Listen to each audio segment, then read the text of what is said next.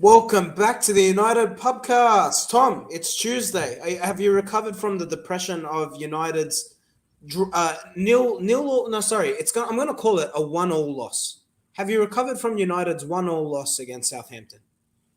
Well, if you remember our chat we had yesterday, I wasn't too downbeat. Obviously, it was sort of frustrating, but it wasn't the end of the world for me. Okay, yeah, it felt like a loss, but I wasn't so-called depressed as you sort of suggested I was.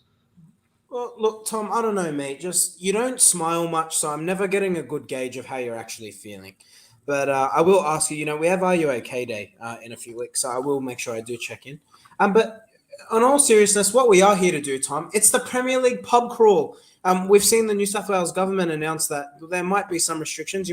Some restrictions easing, so you might be allowed to go outside and actually scratch your ass without a cop pulling you over to ask you what you're doing. So let's actually pretend we can go on a pub crawl, Tom, around the Premier League, and we're going to look at. Let's start with the Chelsea Arsenal game. Chelsea 2, Arsenal 0. Lukaku returns. He scores a goal. If I'm being honest, he should have probably scored a hat trick. He definitely had his opportunities. What did you make of the game, Arsenal? Let's start with Arsenal, actually. I think Chelsea would be easy to talk about. Let's start with Arsenal. Banter aside, are you concerned for them? Like, do you think that that's now 2 losses on the bounce? They've got Manchester City coming up next.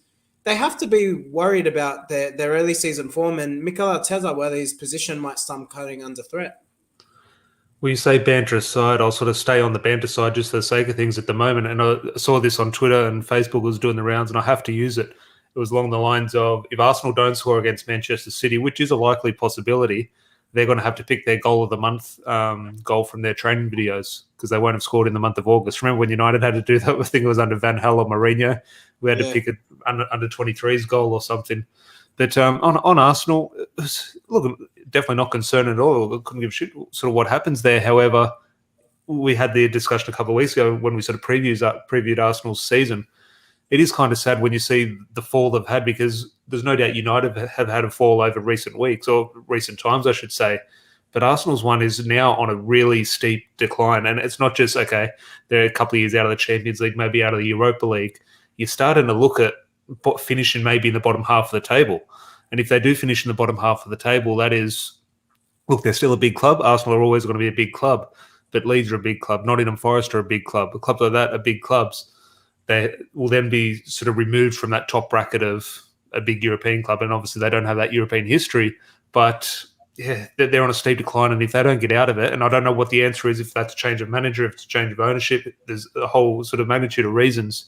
But at the moment, I can really see them finishing in the bottom half of the table. And if that is the case, I'm not saying it's the end of Arsenal, but it's a different Arsenal to what we grew up on. Yeah, I'd agree with that. And I got to say that there has to be an element of concern now, because you look at it and you're right that they're not even close. They're not even close to those championship, like Champions League, Europa League, dare I say, Conference League positions. We had, we did have a, thanks Rob, by the way, in the comments, saying highlights on my jumper, repping the Canterbury Bankstown Bulldogs here. They're awful, aren't they, the Bulldogs? Anyway, sorry, Tom. I can easily defer from staying on track, but I will stay on track here. Arsenal are a great. Can I actually talk about the amount of money that they're spending? Like, they've spent more money than any other Premier League side, and I think that's worth noting at the moment. So, do they remind you of United in a sense? Probably pre-Oli, where we would fork out the cash, but are they spending in the right areas, Arsenal, or is it they're spending in the right areas but not necessarily getting bang for their buck? You look at Ben White, who's having his struggles at the moment, £50 million. They've just spent 30 odd million on a goalkeeper who gets relegated every other season. So is it that they're not really spending their money wisely? Well, yeah, I wouldn't say in comparison to Ollie, because obviously there's a similar situation with Arteta and Solskjaer and sort of the squads they took over, etc., and the league position, etc. However, in terms of the spending, Arsenal, the money they have spent in recent seasons, it was very similar to under Mourinho and Van Gaal, where, okay, we did spend a lot, but it was chaotic. It was, okay, this signing made sense for this reason. Well, that signing was completely contradictory to that signing. We're under Solskjaer, there's a clear plan. Whether you agree with that plan or disagree, you can see what he's trying to do. Under Van Gaal and Mourinho, it was, okay, a youth player, then a 39-year-old. There was no plan. And you look at Arsenal's signings, and you can make a case for each signing being good. but they're all good for different reasons. Okay, you go and sign Ben White for 50 million. Okay, maybe over the odds, but you think, okay, that's the plan there. But then you go on and sign in Willian, and you put Willian on a big contract. Now it's sort of maybe a bit hard to get rid of him. And you look at, they had Emi Martinez, the goalkeeper who was challenging to be their number one goalkeeper. He goes away to Aston Villa and is now one of the sort of maybe the best, not the best keeper in the league, but sort of in that bracket of one of the top goalkeepers. And then they sign a goalkeeper who's just been relegated for fun over the recent seasons. They go and buy him for 20 or 30 million. That just doesn't make sense. So their signings are investing a lot of money, which is what they need to do, and any team needs to do. But ultimately, it is a bit chaotic and doesn't make too much sense. The one that I found really interesting, Joe Willock. I saw glimpses of him last season. He actually has a better goal, like in terms of goals and assists. His goal contributions was better than Martin Odegaard last season. Yet he gets sent to Arsenal, sold. They bring in Odegaard for £30 million. Like that just seems chaotic to me. Like Arsenal's problem at the moment, they've got problems all over the pitch. But like if you look at their attacking options, just to sell a player like that, like just madness for me. I think the Willock one is interesting because whether he's good enough for Arsenal, that's another debate. But in terms of the situation they're in at the moment, I think definitely he is. But for him to almost, I don't know what the situation was with him personally, but it looked, in my opinion, that he was pushing for a move to Newcastle. Now, obviously, going to Newcastle, you're going to increase your chances of playing. But Arsenal and Newcastle, two different statures of clubs. And if he was at Arsenal and wanted to go to a club like Newcastle, that's a damning sort of statement towards Arsenal, I think. Yeah, well, we've got Scott here, who is an Arsenal fan. Willock doesn't fit into the system Arteta wants to play, stubborn manager who isn't willing to be tactically flexible. And that's a really good and sensible assessment. And I think it is what will cost Arteta his job in the end, Tom. His utility has been under Pep Guardiola. So the concern I have with Arteta is he's learning from one of the best managers, sure, but he's got endless resources. Like Arteta's not going to get the caliber of player that Pep Guardiola is getting at Manchester City. And I think that will cost him his job. So Tom, before we move on from Arsenal and start talking about Chelsea, will Arteta be in a job in 2 weeks' time? Let me ask you that. They got Manchester City on the horizons. They're looking at 0-3 to start the season. Well, before Manchester City, they have West Brom. The first time I can remember Arsenal being in the second round of the League Cup. So look, you assume they're probably going to win that game. However, from what I saw, I think West Brom have had a pretty good start to the Championship this season. So it'll be a tough game for them. But if we're just looking at Premier League games, you have to, if you bet money, you can see a situation where Man City hit 4 or 5 goals against Arsenal. And if that is the case and they sit bottom going into that international break, 3 defeats from 3, 0 goals scored, a situation like that. Look, it's very early to sack a manager. However, you can't just judge it on the 3 games. You do have to look at the past year, or however long he has been in charge. So it's not just about this poor start. You have to take everything into consideration. So, look, it's a tricky situation for them. I don't think they will sack him if they are bottom going into the international break. But it'll be a hard argument to say it's the right decision. I will be watching with interest. Let's look at the other side of London. Chelsea, they were impressive, played really well. Lukaku got things going. He should have had a hat-trick, to be honest. But what did you make of Chelsea's performance then? And what did you think of Lukaku returning to the Premier League? Chelsea, I think what I think we're going to get from them this year, solid across the park. And that goes, you just have to look at their squad depth. N'Golo Kante didn't play, and they dominated midfield sort of seamlessly. So they will always be comfortable in, I'd say, 70, 80% of the games they play this season. And we think of Chelsea v Arsenal as this massive tie, and of course it is. However, in terms of the ability on show, it was a big team against a small team. So I think Chelsea just sort of cruised a little bit, and no more so than Lukaku. And look, he was sort of trending all over the internet. Lukaku was this massive signing. He was brilliant. He was a 10 out of 10. There was nothing different from Lukaku from what I've seen over the past 5 years. He's good. And against teams like Arsenal, where he can bully sort of a weak defender in sort of Pablo Murray, who I'm sort of not too impressed with, Lukaku can dominate, but he was just, I've never seen defenders play into a striker's strength so much. Like the one thing you want to do against Lukaku, you just don't go tight to him. Don't get tight to him because he's just strong enough. He'll just roll you. He'll just pin his arms to you. Ball will come in. He'll knock it off and spin off to the side. Every time the defenders were just getting touched tight to him, and Lukaku was just spinning off into space. The one thing you need to do against Lukaku is stand off him. Let him have the ball. If you let Lukaku play football, he'll make his own mistakes.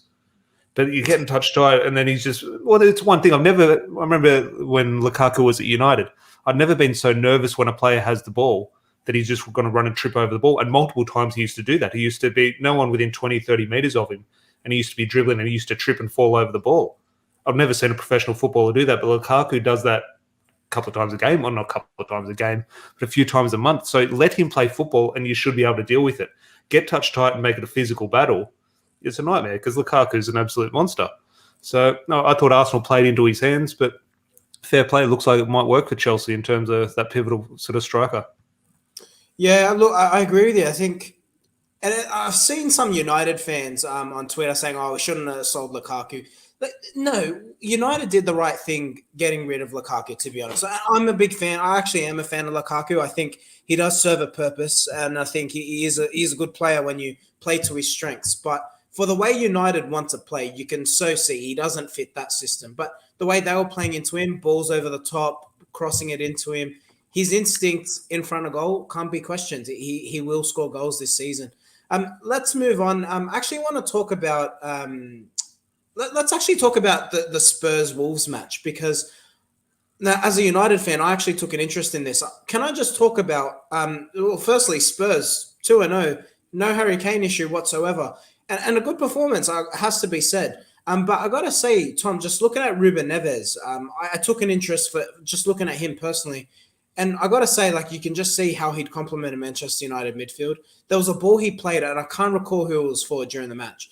Beautiful through ball from deep. And I look at that player and I just think, man, United should pull out the cash, stump up 30 million, because I feel like he would really solve a lot of problems. The quality of football, yeah, completely right. However, it always comes back to me, and I'm 50-50 on it because I love the player. I love what he brings as a footballer.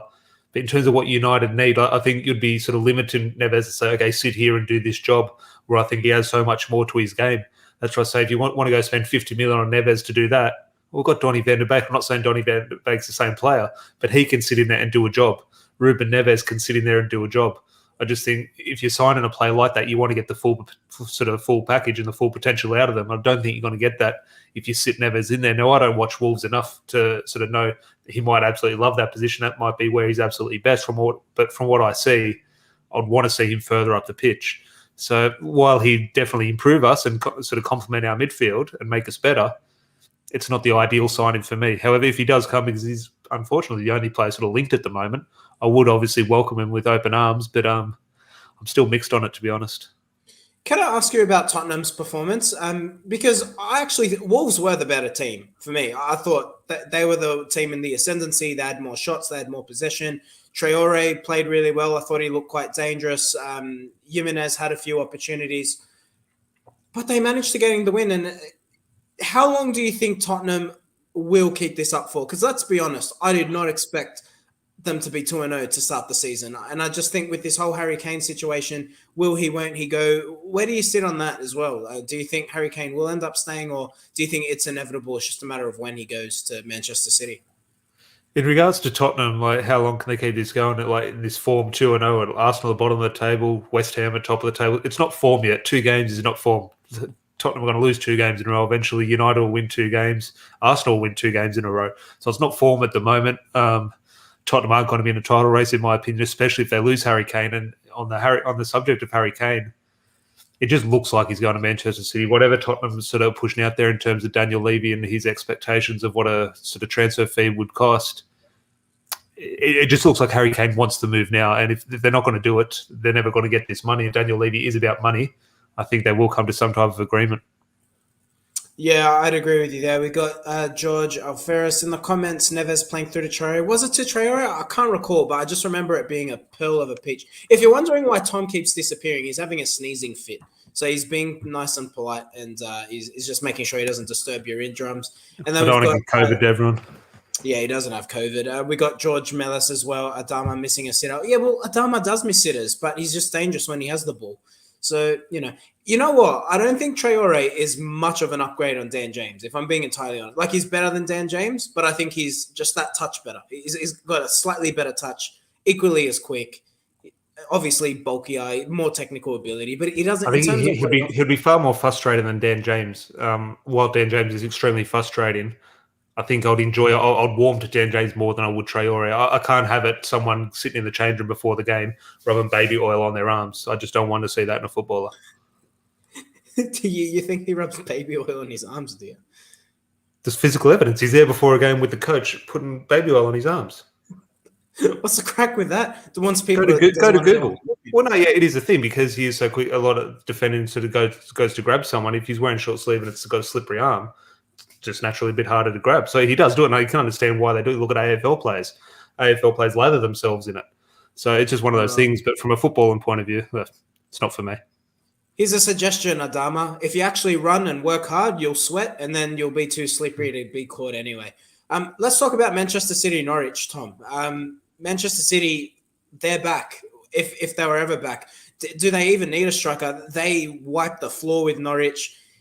Is this what you expect from Manchester City? Obviously, they had a poor result against Tottenham in the opening match week, but boy, oh boy, that they showed their quality in this one. Well, like last week, Norwich. Liverpool have Norwich. If Norwich don't have Liverpool, they've got Man City at the Etihad. It just seems that sky blue against that yellow kit, you see it every second week. And even if City are playing a team like Norwich, you expect that from if they're going to play Arsenal next week, you expect that type of dominance, that type of performance. You expect them to maybe go score 4 or 5 goals. Even when they play against United, even though United sometimes deservedly beat them, the game very well does play out like that in terms of City dominating possession on the opposition's box. So it's what you expect from City. You expect them to be that good and that dominant. And the question does come down to, do they need that striker? Does the striker suit them? What type of striker suits them? Is Harry Kane a Pep Guardiola player? Who knows? But look, they are that good. I think a lot of the talk at the moment is Chelsea, and Chelsea, they're going to be the ones to win the title because they've got Romelu Lukaku. Fact is, Manchester City are a far better football team. 9 times out of 10, the better football team will win the league. Now, Chelsea, obviously the best team in Europe. They won the Champions League, but I would say it's easy to win the Champions League, but it's easier to win a knockout tournament than the sort of the league season over 38 games. So, look, at City against Norwich, you can't read too much into City's performance and praise them too much because a lot of teams will do that to Norwich this season. However, City are impressive. You can't hide from that.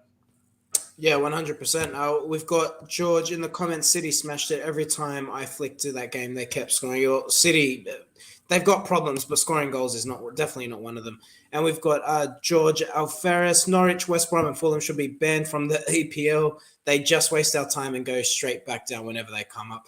Hey, man, no disagreements there. But you know what? They're an easy bet. If you ever just want to back some money on who's going to get relegated. In saying that, I'll be watching Norwich now because obviously Brendan Williams has gone there. So whether he plays or not, hopefully he does play, but I'll be definitely tuned in to see how he goes. Yeah, for sure. What do you make of that move? Because obviously we've got Tellez who's still out, but should be on track to return soon. Luke Shaw didn't have the greatest game on the weekend. I don't think his position's under threat. But when you look at it, do you think from a United perspective that means Delo's a certainty to then stay? Brendan Williams going to Norwich? Yeah, well, I haven't really thought of the Delo situation, but in terms of Brendan Williams, I think it's a good move because ultimately, I don't think he's a good enough footballer to make it at Man United. However, he is a player that you warm to and you do like because the energy, the passion, the desire he brings. So you do hope there is some type of future for him, but he does need to prove something more to his game. Whether he gets that at Norwich, fingers crossed he does. I'm not sure about what their fullback situation is. I know they have that Max Aarons probably at the right back, so his maybe options are sort of limited to the left-hand side, which I'd prefer him on the right, just naturally right-footed. Yeah. But it's a big move for him because if he doesn't play, if he doesn't impress, I think his United career would be over. And it's unfortunate because he is someone that the fans would love to see in the team. Unfortunately, maybe it might just come down to a lack of quality, which might sort of hold him back. But fingers crossed. I'll be definitely tuning into Norwich with sort of smiling eyes for once, so I won't be too frustrated to watch him this time. Yeah, no, I agree with you then. We'll watch Norwich with a curious eye. Look, I would talk about Liverpool, Tom, but I don't really want to talk about Liverpool. But you know what? I got to say, Van Dijk put in a solid performance like you would expect from a top-class centre-half. The amount of dicks that came out on Twitter. It was against Burnley, wasn't it? Yeah. Yeah. Like I don't know. I just feel like Liverpool fans are just... They know Liverpool fans better. Like, you know what? I feel like every fan base has its own trait. So Arsenal fans are the most deluded, like the ones that they'll make an argument which has no basis, makes no sense, but they'll die on their hill. Liverpool fans are the ones who will make something so simple sound fantastic. I reckon the elite of Liverpool fans are marketing managers for top companies because they know how to sell the shit out of anything.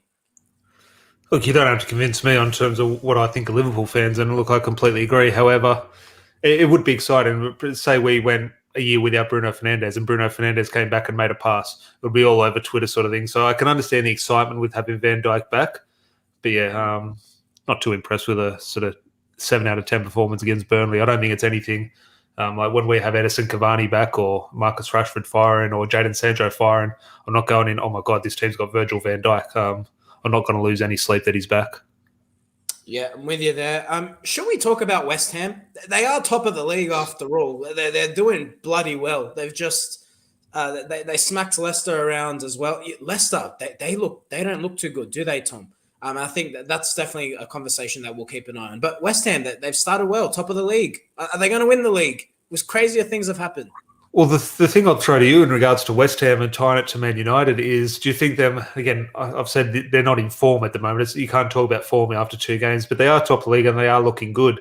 Do you think if, with the back of their continuation of last season and the sort of continuation into this season, that it almost helps their case in convincing Jesse Lingard to leave Man United to come to West Ham? Because if they were bottom of the table, I think Lingard's gone, oh, it might be a tough season for West Ham. Why would I want to go there?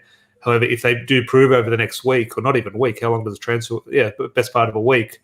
If they can convince Jesse Lingard here, we're going to be fighting for European spots. Maybe it is works in United's favour. Yeah, I think Lingard will go to West Ham. I think his gaming time is going to be limited. You saw it. Tom sneezing again.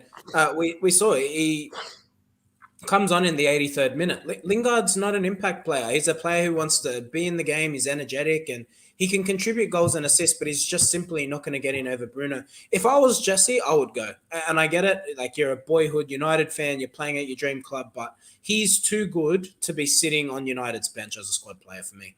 I hope he goes for his career and because I want to see him doing well. I don't. We could sit here selfishly as United fans saying we can keep this good player who can come in and have an impact here and there, or we say, you know what, Jesse, you're too good for this. Go out there, go enjoy your football, and enjoy the latter years of your career. Like, he's 28, he's a peak years.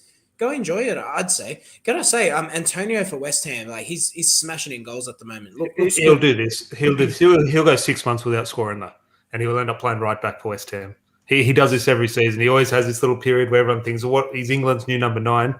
He'll end up playing right wing back for the next 6 months. I bet you. Look, we'll keep an eye on it, but look, he's doing well at the moment. He is doing well. And I got to say, you know what, Tom? We won't talk about United. This isn't the purpose of this video specifically. But there is an argument to say Declan Rice and Souček could come into United's midfield. If you're looking at Fred and Matic starting, tell me, like, if you had to choose between Matic and Fred or Souček and Rice, what midfield do you actually think is more functional? I thought you were talking about something off a menu or something when you said Souček and Rice. But he could change that for McFred. That could be the next YouTube title, McFred or Souček and Rice. But look, I'm never convinced on Declan Rice. Obviously, he's a good player, and maybe I don't give him enough credit. But the price tag turns me off because he's going to cost 100 million, probably over 100 million, I reckon. If Grealish has gone for 100 million, I think that's what they would sort of demand because I think he's a little bit younger than Jack Grealish from memory. So he's a young English player. Well, he's Irish, but same as Jack Grealish, obviously. Look, I would welcome him, but there's also a case which you have to consider with any signing, even if Ruben Neves. Say we do sign Declan Rice. I know it sounds stupid, and I love Ole Gunnar Solskjaer, but this is my main criticism of him. Would you expect Declan Rice to play? Or would you still expect Nemanja Matic and Fred and McTominay to play over him? Because I could see a situation that sounds stupid, and I don't want to use this as a stick to beat Solskjaer with, but my money would be on us signing Declan Rice for 100 million and Fred and McTominay playing ahead of him. Yeah, and that's the thing. I think that Declan Rice would be starting for United if he signed. Absolutely, like he would, right? And I think he's an upgrade in terms of.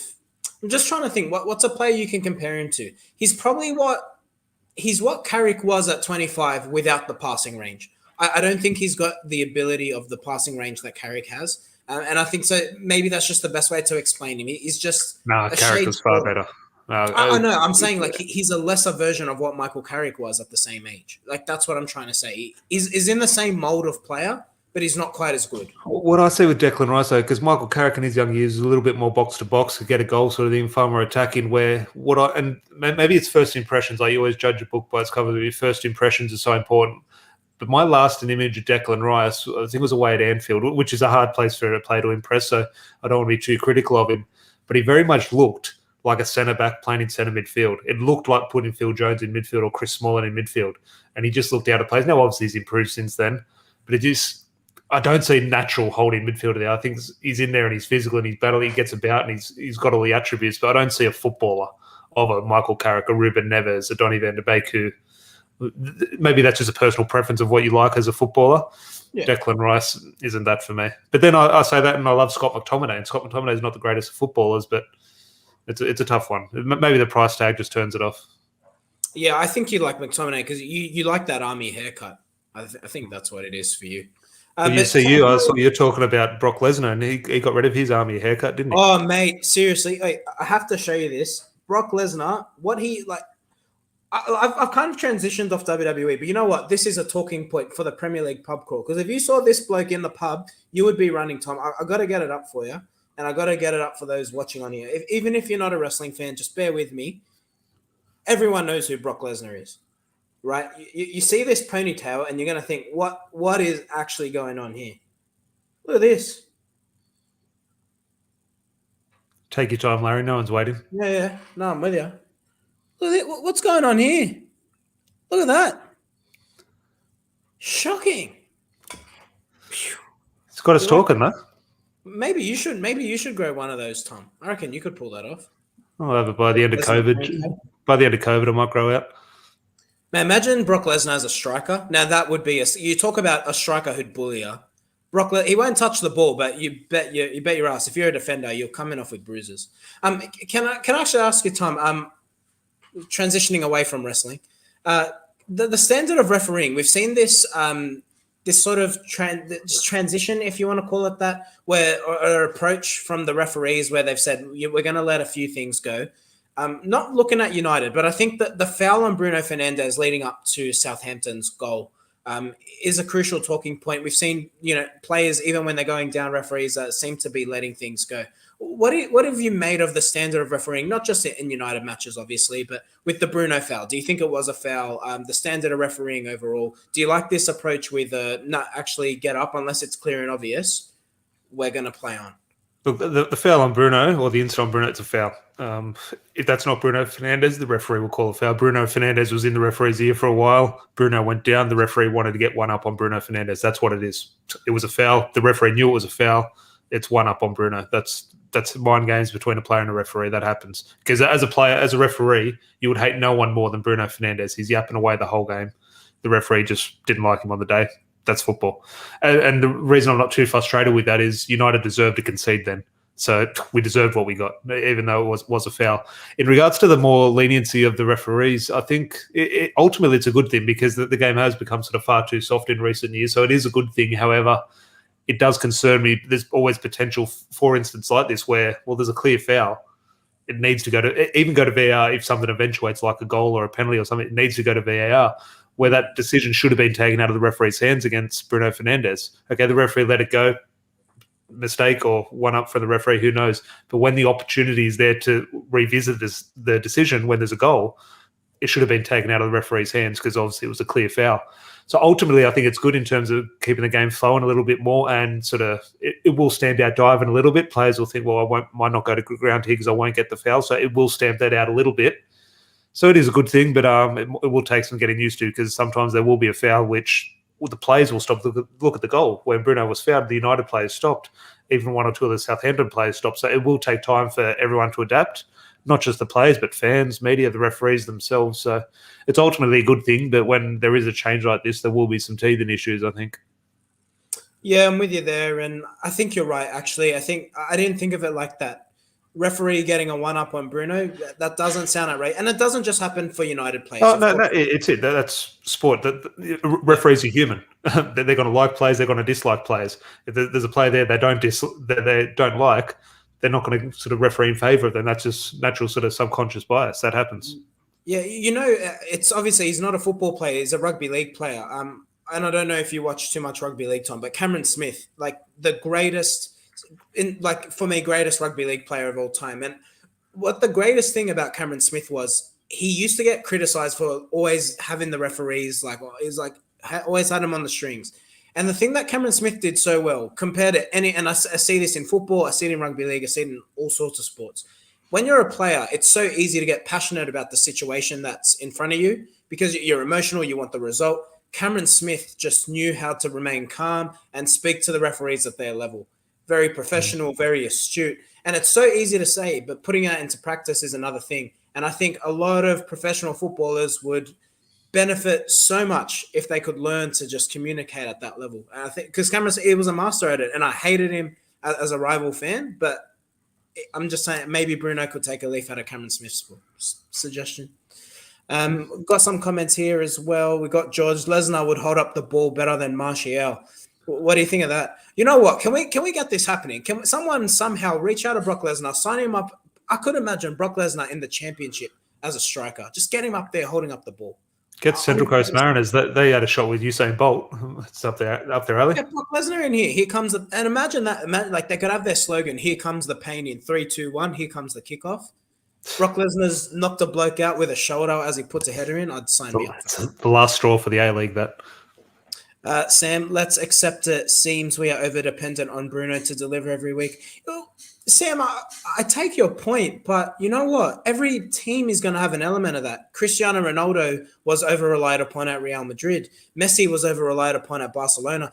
Kevin De Bruyne is heavily relied upon at Manchester City. I think no matter what, and Tom, please jump in if you disagree with me here, like even in any squad, you can have a deep squad, but you are going to have that one player who just influences the team much more than every other player.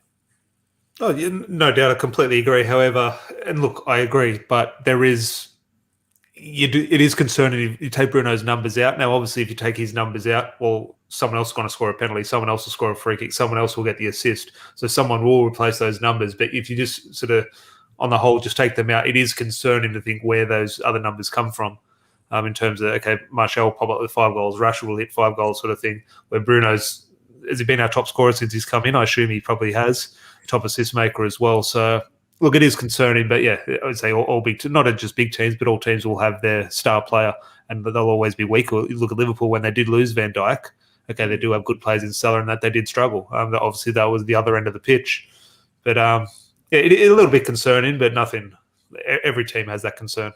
I think Pogba could replicate what Bruno creates in terms of opportunities with his passing range. And we saw it, I think, when Oli first came in, when Pogba was centralized almost as a number 10, or not in a number 10, but he had like that free roaming position. It was a left-hand side of a 3-man midfield, and he got a free license. And we saw what he contributed in terms of goals and assists. But I think what you can't replace with Bruno, crucially, even with Pogba, Bruno scores goals. And I think as much as I am a fan of Paul Pogba, he's not a lethal finisher by any sense of the imagination.